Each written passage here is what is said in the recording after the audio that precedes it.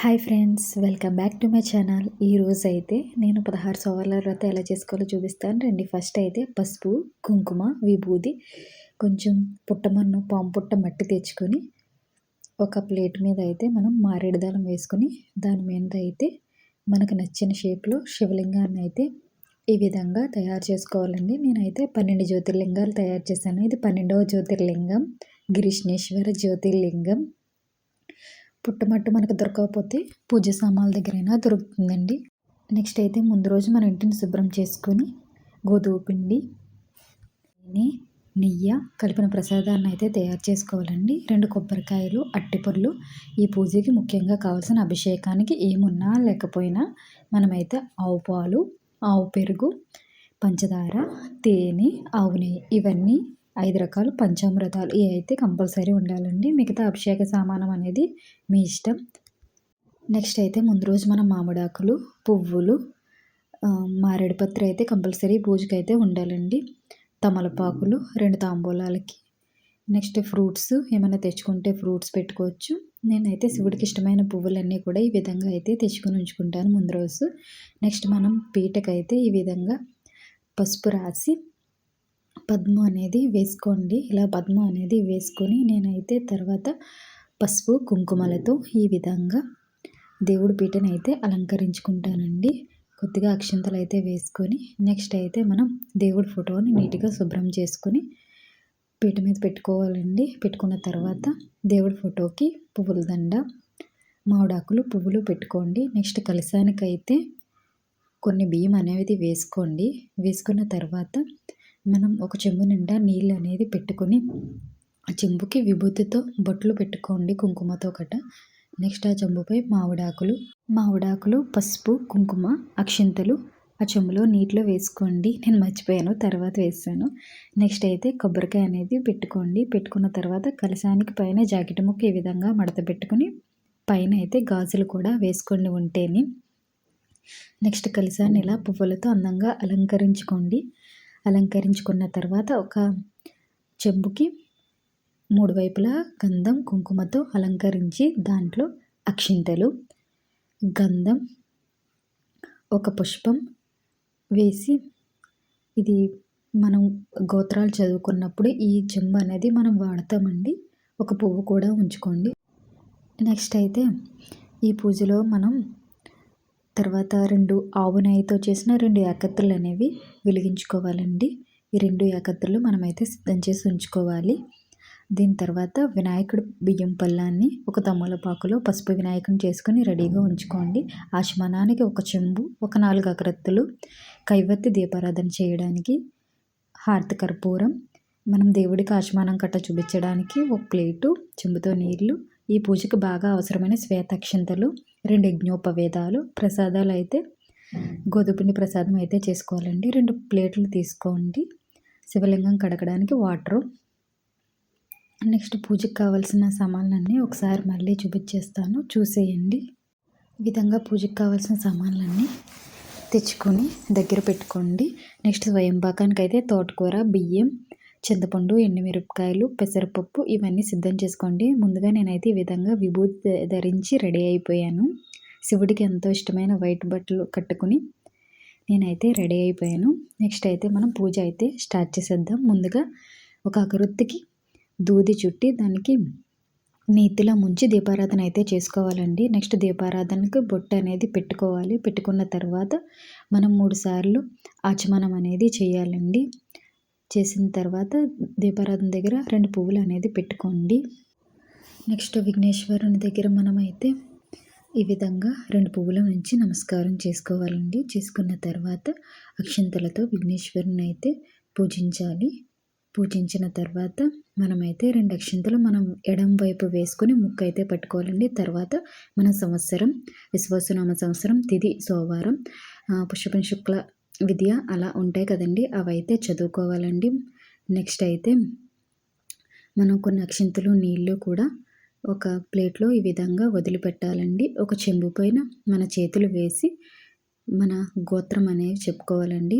గోత్రం చెప్పుకున్న తర్వాత మన పేర్లు కూడా చెప్పుకోవాలండి. చెప్పుకున్న తర్వాత ఆ చెంబులో ఉన్న పువ్వుని తీసి ఆ పువ్వుతో అయితే మనం ఈ విధంగా శ్రీకారం అనేది చుట్టుకోవాలండి. శ్రీకారం రాసి ముందుగా ఆ పువ్వుతో నీళ్ళననేది విఘ్నేశ్వరుని మీద వేసుకోవాలండి. పసుపు విఘ్నేశ్వరుని మీద. తర్వాత మనం పూజా ద్రవ్యాల మీద మన శిరస్సు మీద వేసుకోవాలండి. వేసుకున్న తర్వాత అక్షింతలతో నమస్కారం చేసి వినాయకుడి మీద అక్షింతలు అనేవి వేసుకోవాలి. నెక్స్ట్ పువ్వులు కూడా వేసి నమస్కరించుకోండి. నెక్స్ట్ 3 సార్లు నీళ్లు చూపించాలండి. కాళ్ళు చేతులు ఆచమనం చేసినట్టు విఘ్నేశ్వరునికి చూపించాలి. నెక్స్ట్ అయితే మనం యజ్ఞోపవేతాన్ని వేసుకోవాలండి. లేకపోతే అక్షింతలైనా వేసుకోవచ్చు. వస్త్రం పత్తితో చేసింది వేసుకోవాలండి. నెక్స్ట్ పువ్వుని గంధంలో ముంచి ఆ పువ్వుని అయితే మనం విఘ్నేశ్వరుని దగ్గర అయితే ఉంచాలండి.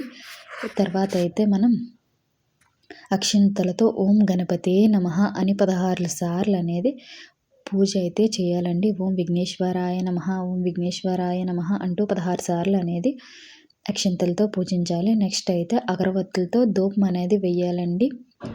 ధూపం వేసిన తర్వాత దీపానికి మనం నమస్కారం చేసుకొని నైవేద్యం వినాయకుడి కుడి పక్కన బెల్లం ముక్క అరటిపండును పెట్టాలండి.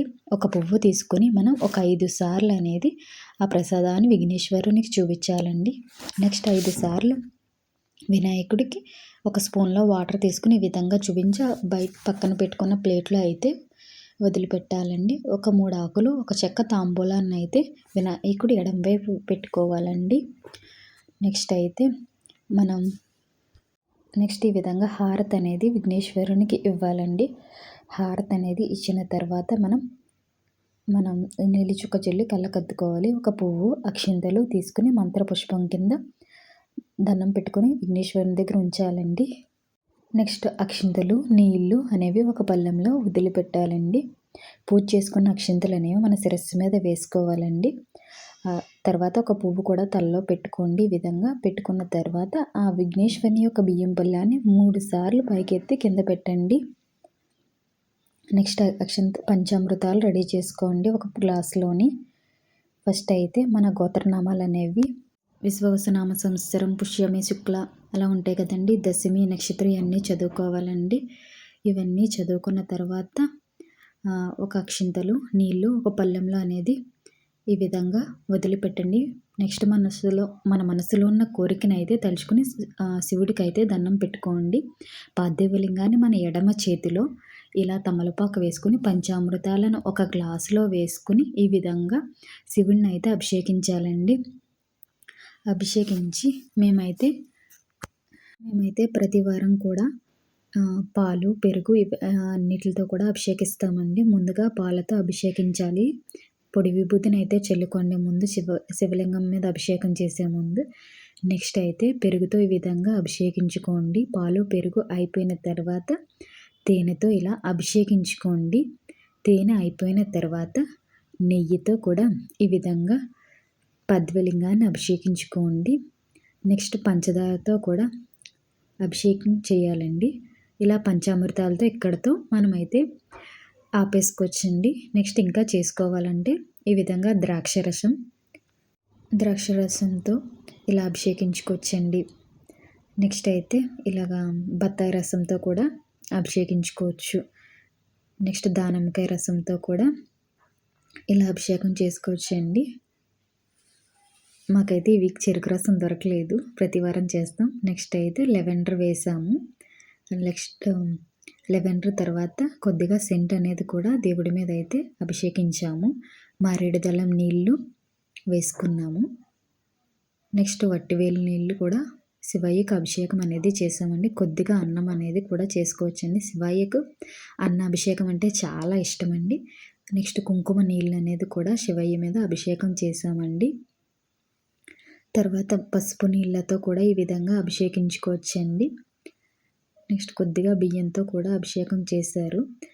నెక్స్ట్ అయితే గంధంతో కూడా అభిషేకించుకోవచ్చండి. పువ్వులు 10 రకాల పువ్వుల నీళ్ళతో కూడా ఇలా శివయ్యను అభిషేకించుకోవచ్చండి. లాస్ట్లో అయితే మనం కొంచెం గంగా జలాన్ని అయితే వేసుకోవాలండి. తర్వాత అయితే మనం ఇలా శంఖంతో నీళ్ళు అనేది ఒక 2 సార్లు లేదా 3 సార్లు అనేది నీళ్ళు వేసుకోవాలండి. ఈ విధంగా అయితే అభిషేకంలో లాస్ట్‌లో మనం విభూతితో ఈ విధంగా అనేది అభిషేకించుకోవాలండి. లాస్ట్ తర్వాత వేరే పళ్ళెం తీసుకొని శివలింగాన్నయితే ఈ విధంగా పెట్టుకోండి. విభూది చల్లుకొని ఈ అభిషేకం పూర్తయిన తర్వాత మనం శివలింగం దగ్గర దేవుడి యొక్క ఫోటోకి కలశానికి 3 దిక్కులను కూడా పూజ అయితే చేయాలండి. 3 సార్లు అయితే శివలింగాన్ని నీళ్ళు అయితే చూపించి ఒక ప్లేట్లో అయితే వదిలిపెట్టండి. వదిలిపెట్టిన తర్వాత మన దగ్గర అనేది పంచ, చీర, బట్టలు ఏమన్నా ఉంటే దేవుడికి చూపించి పక్కన పెట్టుకోవచ్చండి. పెట్టుకున్న తర్వాత మనం నెక్స్ట్ అయితే ఒక యజ్ఞోపవేతం వినాయకుడి దగ్గర వేసాం కదండి. 2 యజ్ఞోపవేతాల్లో ఒక యజ్ఞోపవేతాన్ని అయితే మనం ఇప్పుడు శివుడి మీద అయితే వేసుకోవాలండి. వేసుకున్న తర్వాత మనం ఈ విధంగా పువ్వులతో అయితే అభిషేకించుకోవాలండి. నెక్స్ట్ ఒక పుష్పాన్ని గంధంలో ముంచి ఇలా శివలింగం మీద అయితే పెట్టుకోవాలండి. అయిపోయిన తర్వాత మనం మారేడు దళాలతో ఓం నమ శివాయ, ఓం నమ శివాయ, ఓం నమ శివాయ అని అభిషేకం చేసుకోవాలండి. ఈ విధంగా మారేడు పత్రి కానీ లేకపోతే పువ్వులతో కానీ ఈ విధంగా శివయ్యనైతే పూజించుకుంటూ ఉండాలండి. ఓం నమ శివాయ, ఓం నమ శివాయ, ఓం నమ శివాయ, ఓం నమ శివాయ అంటూ అభిషేకించుకుంటూ ఉండాలండి. అవి లేకపోతే తెల్ల అక్షింతలతో అయినా కూడా ఆ శివయ్యను ఈ విధంగా అయితే అభిషేకించుకోవాలండి. 3 చోట్ల కూడా ఈ విధంగా మనమైతే పూజిస్తూ ఉండాలండి.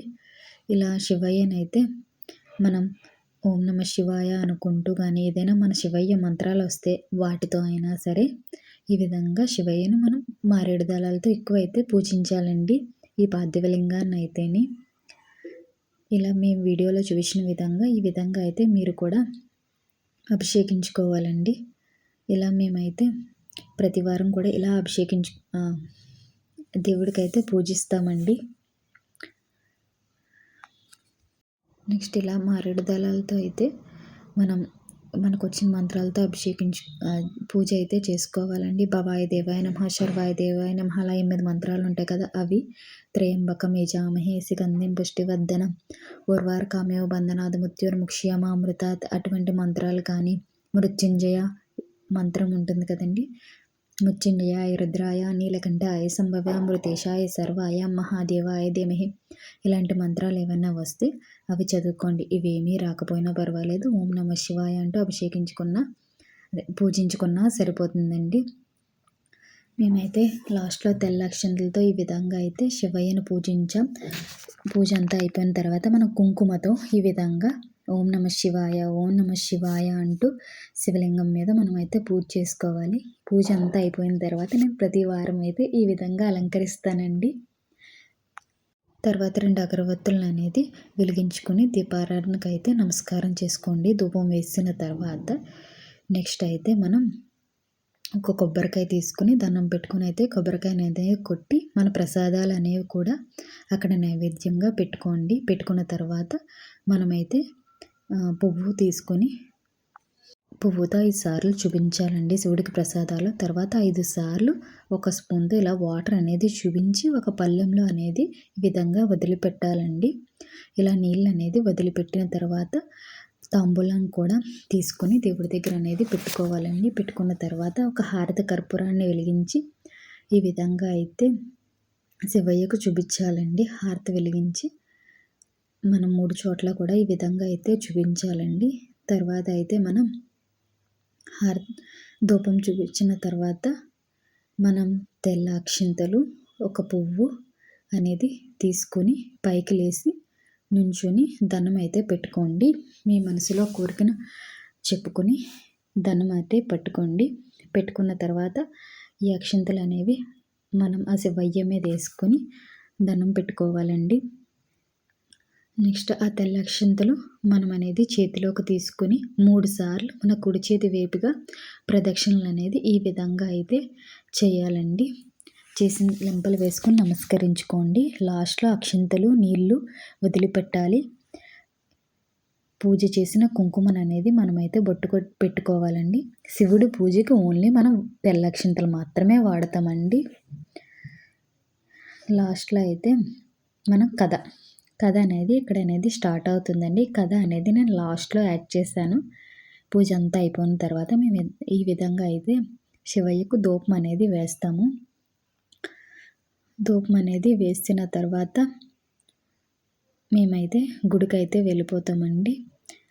శివాలయానికైతే ఈ స్వయంపాకం శివాలయ దర్శనానికైతే వెళ్ళిపోతాం. ఇది సాయంత్రం దర్శనం కూడా అయిపోయాక నేనైతే కుక్కకి అన్నం పెడతాను. ఉపవాసం ఉంటాను. ఉల్లిపాయ, వెల్లుల్లి, నూనె ఈ 3 తినొద్దన్నారు. ఉపవాసం ఉంటే ఉండొచ్చు, లేకపోతే లేదండి. ఉపవాసం ఉంటే మధ్యాహ్నం ఫ్రూట్స్ తినొచ్చంటండి. కటిక ఉపవాసం అయితే చేయాల్సిన అవసరం లేదండి. మనం ఉపవాసం ఉండగలిగితే ఉండండి, ఉండలేకపోతే మానేయచ్చు. అది మీ ఇష్టమండి. నేనైతే ప్రతి వారం కూడా ఈ విధంగా ఉపవాసం ఉంటానండి. సాయంత్రం ఇలా అత్తేసరి వేసుకొని నెయ్యి, కొబ్బరికాయ పచ్చడి, పెరుగు ఈ విధంగా వేసుకుని భోజనం అయితే చేస్తానండి. నా ఛానల్ అయితే సబ్స్క్రైబ్ చేసుకోండి ఫ్రెండ్స్. లాస్ట్‌లో కథ పెడతా అన్నాను కదా, ఇంగోండి. పూజ అంతా అయిపోయిన తర్వాత మనం ఆ కొబ్బరికాయని, విఘ్నేశ్వరుణ్ణి, శివలింగాన్ని సాయంత్రం 4 గంటలకల్లా మనమైతే నదిలో కానీ కాలువలో కానీ కలిపేసుకోవచ్చండి. కొంచెం మంది అయితే 16 వారాలు అయ్యేదాకా ఇంట్లో ఉంచుకుంటున్నారు. బ్రాహ్మణులు అడిగితే అలా ఉంచుకోకూడదన్నారు. థ్యాంక్ యూ ఫర్ వాచింగ్ అండి. నా ఛానల్ అయితే సబ్స్క్రైబ్ చేసుకోండి. మరికొన్ని ఇంట్రెస్టింగ్ వీడియోస్ అయితే మీకు పోస్ట్ చేస్తాను. Bye bye.